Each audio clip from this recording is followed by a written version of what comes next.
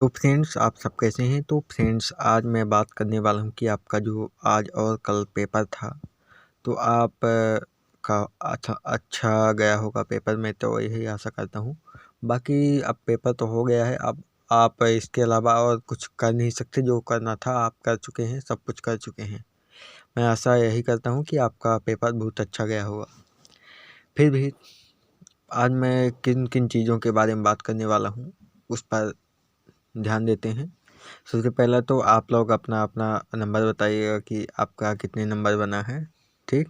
उसके आधार पर थोड़ा उसके बारे में अंदाज़ा लगाना आसान होगा। उसके बाद आंसर की कब आएगी, तो आपका आंसर की मान लीजिए कि आपका इसी के बारे में बताएंगे कि आपके आंसर की कब तक में आ जाएगी। उसके बाद जैसे कि आपने अब घर आए होंगे, आसानी से आप यूट्यूब के में जो लोग टीचर लोग वहाँ पर करवाए होंगे और करा भी रहे हैं कि मतलब कि आंसर की बता रहे हैं कि क्वेश्चन पेपर तो 2 ही दिन था, तो आपको पता चल गया होगा कि आपका कितने नंबर बन रहा है यूट्यूब के मिलाने से। तो वो बताऊंगा कि आपका यूट्यूब के मिलाएंगे और जो मेन रिजल्ट आएगा तो उसमें कितना फ़र्क रहता है। बहुत ज़्यादा 10-20 नंबर का घट बढ़ जाता है क्या, ऐसा भी मैं बताऊंगा कि इसके बारे में क्या चीज़ है। उसके बाद एक बहुत बड़ी टेंशन उन लोगों के लिए हो जाते हैं जो लोग, जैसे कि 82 नंबर चाहिए ओबीसी एससी एसटी को पास होने के लिए और जनरल को चाहिए 90 नंबर। तो उनके लिए क्या है कि वो लोग पास हो पाएंगे नहीं हो पाएंगे। अगर जैसे कि आपका कुछ लोगों का 60 65 75 81 82 इस तरह का है, तो उन लोगों का घट बढ़ सकता है कि नहीं बढ़ सकता, उसके बारे में बात करेंगे डिटेल में। उसके बाद है कि पहला है तो जैसे कि मैंने जनवरी 2024 में दिया था पेपर।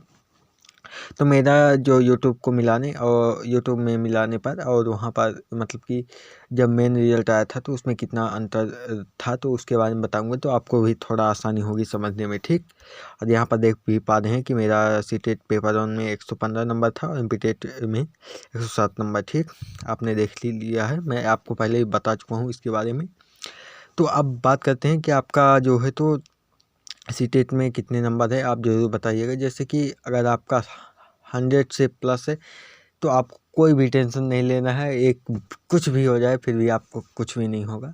जैसे कि मान लीजिए अगर आप जनरल में हैं तो अगर आपका 95 प्लस हो रहा है तो आपको बिल्कुल भी टेंशन लेने की ज़रूरत नहीं। कभी इतना नहीं घटेगा कि आपका 90 नंबर हो जाएगा। साथ में मैं आपको एक और भी बात बता दूं, वैसे भी आपको जानकारी हो गई होगी कि इस साल जैसे 2 दिनों में पेपर हुआ है, तो आपका जो है तो नॉर्मलाइजेशन तो होगा, वो 100% होगा नॉर्मलाइजेशन। तो उसके बारे में क्या है कि कुछ कितना घट बढ़ सकता है उसके बारे में बात करेंगे। तो यहाँ पर आप ज़रूर अपना मार्क्स बताइएगा। उसके बाद है आंसर की कब आएगी, तो आंसर की आपका लगभग 10 दिन के अंदर आ जाएगी। मेरा लगभग जनवरी में 21 जनवरी को पेपर था, तो शायद फरवरी तक में आ गई थी, 1-2 फरवरी तक में, ठीक। तो आपको बाकी रिजल्ट भी 1 महीने में आ जाता है, उसको टेंशन लेने की ज़रूरत नहीं है। रिजल्ट भी आ जाता है, ज़्यादा टाइम नहीं लगता। उसके बाद है कि यूट्यूब और फाइनल रिजल्ट में कितने मार्क्स का अंतर होता है, तो ये डिपेंड करता है कि आपने किस टीचर से मिला है। क्योंकि यूट्यूब पर तो हज़ारों टीचर पढ़ा रहे हैं, बहुत अच्छा पढ़ा रहे हैं, सभी लोग अच्छा पढ़ाते हैं, लेकिन आपने किस टीचर से मिलाया है, किनके टीचर के आंसर कैसे मिलाया है। क्योंकि आप देखेंगे तो एक ही क्वेश्चन का आंसर अलग अलग टीचर अलग अलग देंगे, तो आपका ये डिपेंड करता है कि आपने किस टीचर के से मिलाया है, तो उस पर निर्भर करता है। बाकी अगर मैं अपना बताऊं कि मैंने किनसे मिलाया था और मेरा कितना नंबर घटा बढ़ा था, इस पर बात करते हैं। फिर इसमें बात करें कि लोग पास हो सकते हैं या नहीं। तो मैं जैसे कि मैंने पेपर 1 बस दिया था, तो जैसे कि मैंने सीडीपी मिलाया था हिमांशी मैम और सचिन सर से। तो हिमांशी मैम ने 29 नंबर मतलब कि 30 नंबर का रहता है, तो उन्होंने जब फाइनल रिजल्ट आया था तो उनका एक क्वेश्चन कोई गलत था, मतलब कि उन्होंने गलत आंसर बताया था। और सचिन सर ने दो क्वेश्चन ऐसे थे, तो मतलब कि 1-2 मार्क्स वही रहता है कि 1-2 मार्क्स। तो मैंने दोनों सर और मैम से मिलाया था, ठीक। और जैसे मैंने ईवीएस मिलाया था, गुरुजी वर्ल्ड के जो सर हैं उनसे मिलाया था। और मैथ भी शायद याद तो नहीं आ रहा है, लेकिन शायद उन्हीं से मिलाया था, ठीक।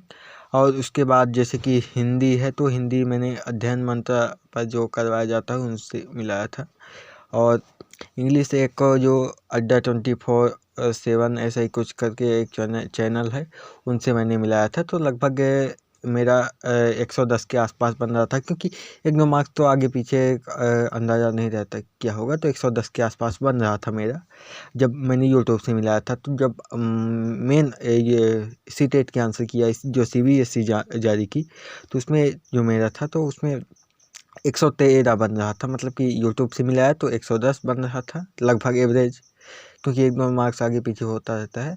और 113 आया जब आंसर की आई, मतलब कि सीटेट की CBSE ने जारी की। और जब फाइनल रिजल्ट आया तो मेरा 115 बना था। ठीक, तो फ्रेंड्स यही थी बात। मेरा कितना बढ़ा, तो मतलब 110 था तो 115 हो गया यूट्यूब को मिलाने से। ठीक, तो मतलब यही मान के चलिए कि आपका 5 नंबर तक आगे बढ़ सकता है या फिर घट सकता है। ये डिपेंड करता है कि आपने किस टीचर से मिलाया है। ठीक, और बाकी अब बात रही नॉर्मलाइजेशन की। नॉर्मलाइजेशन में बिल्कुल भी टेंशन मत लीजिए, क्योंकि 10-20 नंबर आपका घट या बढ़ जाएगा तो मुश्किल से 2-4 नंबर से आगे पीछे बिल्कुल भी नहीं होगा। कि आपका जैसे आंसर जब वहाँ पर CBSE की आंसर की आएगी सीटेट की, तो उसमें आपका 105 बन रहा है तो 120 हो जाए या फिर 90 आ जाए, ऐसा भी नहीं होगा। मुश्किल से 5 नंबर का हेर फेर आगे पीछे होगा।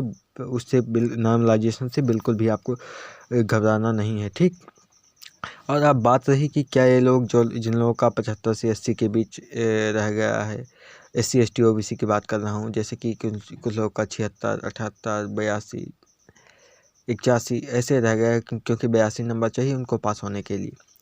तो बात ये रही कि ये लोग पास हो सकते हैं तो नहीं, तो इनका थोड़ा मुश्किल है। क्योंकि मैं अगर सही से बताऊं तो आपका अगर 78 से ऊपर है आपका तो चांसेस हैं कि पास हो सकते हैं। और अगर 80 से ऊपर है आपका, मतलब कि अगर 80 है, 81 है, अगर 82 चाहिए तो आपका बहुत ज़्यादा चांसेस है कि आपका निकल जाएगा, मुश्किल नहीं होने वाली है।